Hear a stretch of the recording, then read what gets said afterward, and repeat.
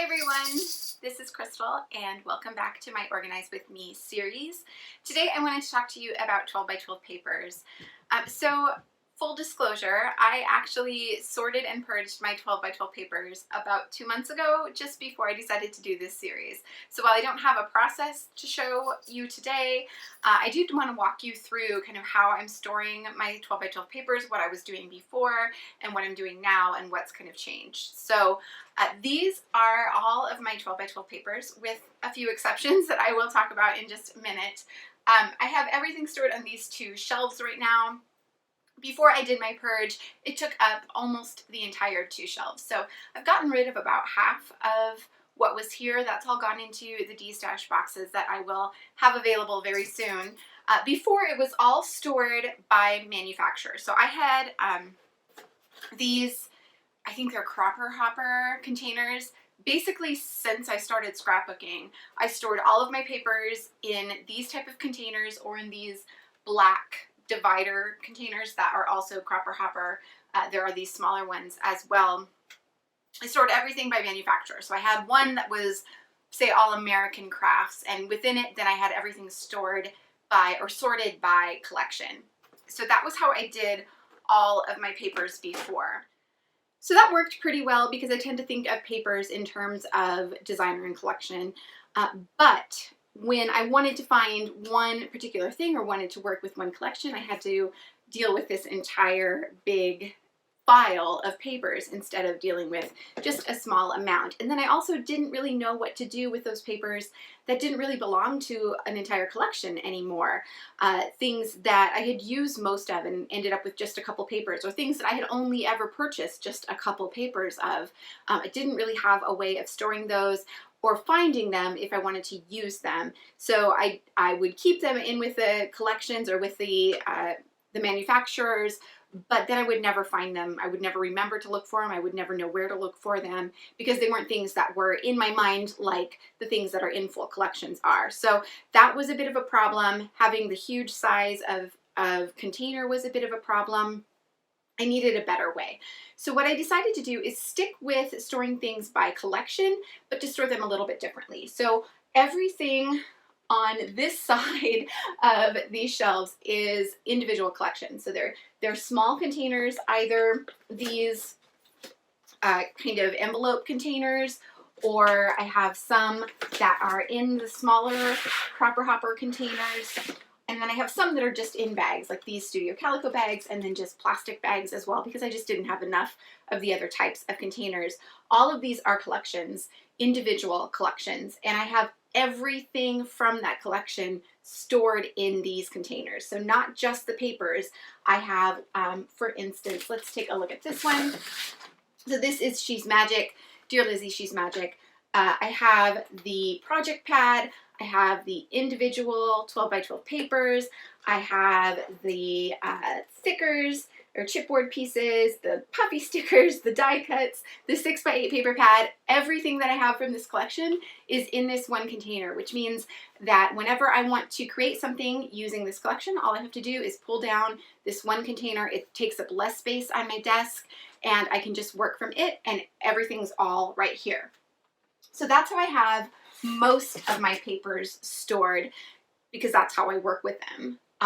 What didn't have a collection, so those papers that were maybe in just paper pads that I had purchased, or things that I had used most of the collection and only had a few things left, those went into these 2 sections of this black divider by color. So I have these in Roy G. Biv, starting here with pink, and they're all labeled with these plastic dividers that were actually part of this system. So I'm reusing those to divide up the papers that are in here.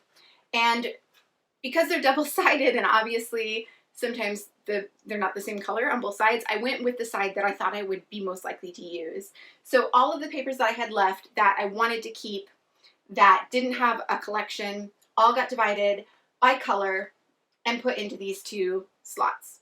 So in addition to dividing them by color, I do have a couple categories that are by type. So I have like a wood grain category, I have a gold foil category, and I've put all of the papers, including specialty papers that fall into those categories, in these areas. So that's where everything that if I just need a yellow paper, I can come and go to the yellow section and just find a yellow paper that will work with whatever it is that I'm creating.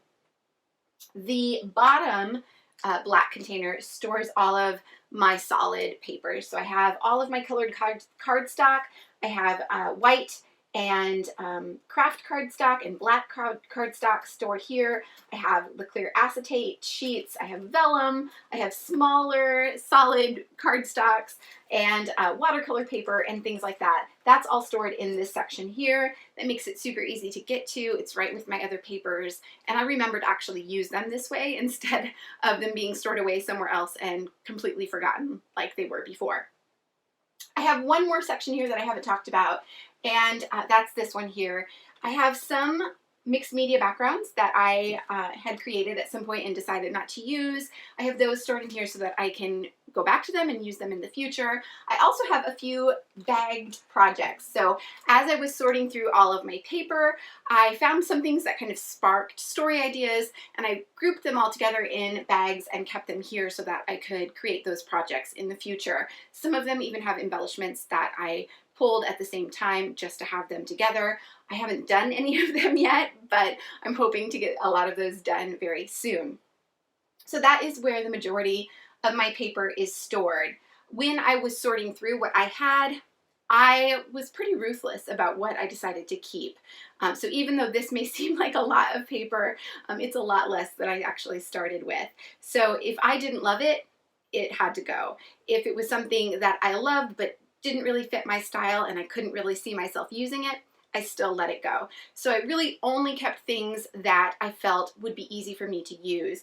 And while it will definitely be a long time before I work through all of this paper, and while I may have to actually do another purge in the future, I felt like this was a much more reasonable amount and something I could maintain at least for now. So when I get to the point where I have a much smaller space to store things in, I may end up actually reducing this even further, but for now, this is working. So like I said at the beginning, there is one other place that I do have some 12 by 12 paper stored, and that's just below these shelves in these containers. So these are 12 by 12 containers, plastic containers with lids. They have little clip closures. This one is actually from scrapbook.com. Some of these are Iris brand, and I think some of them are even from Michaels, which is their own brand, I believe. So different brands, they're all about the same size. They all stack together really well, so that makes it super easy to store them here. I've divided up some things by category instead of manufacturer. So things that I tend to work with kind of in a silo, I divided those up individually. So I have vintage papers, I have Christmas, I have travel, and I have fall, all divided into containers like this. So when I'm working on a fall project, I can just pull out this container, or the fall container, and work directly from that. And it has collections from various manufacturers, lots of different collections, things that I bought just because I like them. So I tend to work with all different kinds of manufacturers or collections when I'm doing pages like for fall or travel, as opposed to working from a single collection just for an everyday page. So I do have those divided up. I will have separate videos going through all of these because they are all overflowing, and I'm going to have to reduce what's here even more. So I haven't touched any of those yet. We'll go through those together as this series continues. But that is it for all of my 12 by 12 papers. I do have 6 by 8 papers and 6 by 6 papers stored in a different place. The ones that didn't have a collection to go with are all stored separately, so I'll have a separate video going through those as well.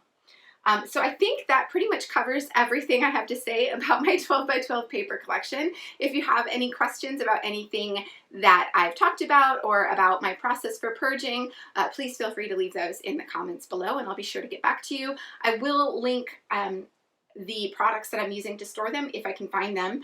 The ones that I can't find, I will be sure to link down below in case you'd like to get them for yourself. Thank you all so much for watching, and I will see you back here very soon.